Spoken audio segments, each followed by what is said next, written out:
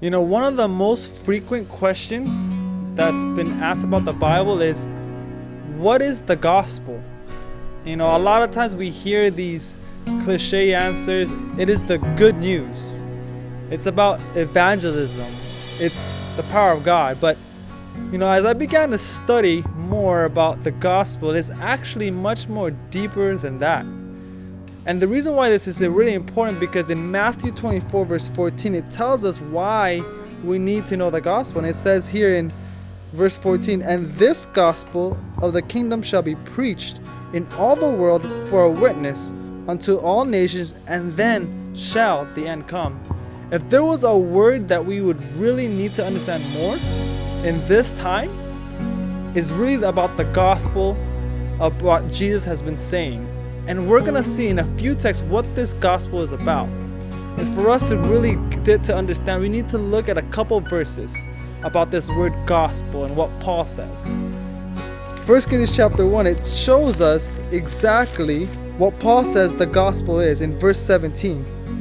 It says, For Christ sent me not to baptize, but to preach the gospel, not with wisdom of words, lest the cross of Christ should be made none effect. In other words, Paul contrasts the gospel as something connected with the cross of Christ. And he says in verse 18, emphasizing, "For the preaching of the cross is to them that perish foolishness, but unto us which are saved, it is the power of God."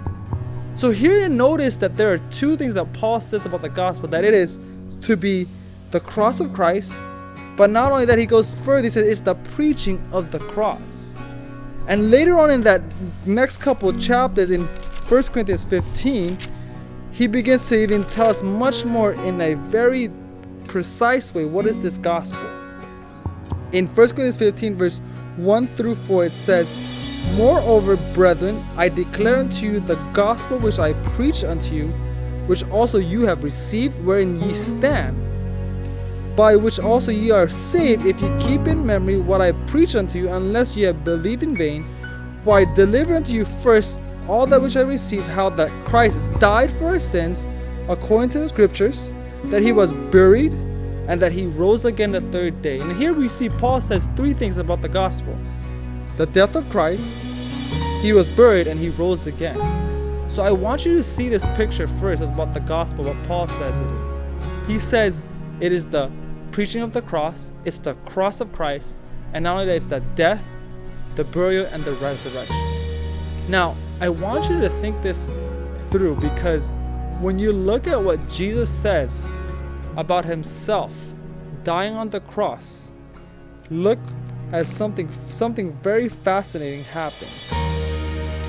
In John 15:13, as we see what this gospel is, verse 13, it says, "Greater love hath no man than this, than a man lay down his life for his friends." If you notice what Jesus says, when someone is dying for a friend, that is love. And when you notice that Jesus died on the cross for you and I, he says that is a picture of love. So as we bring this all together, when Paul says the gospel is the preaching of the cross of Christ, the death, the burial, and the resurrection of Christ, and when Christ himself says dying for your friends is a symbolism of love, then the gospel has to be simply the love of God.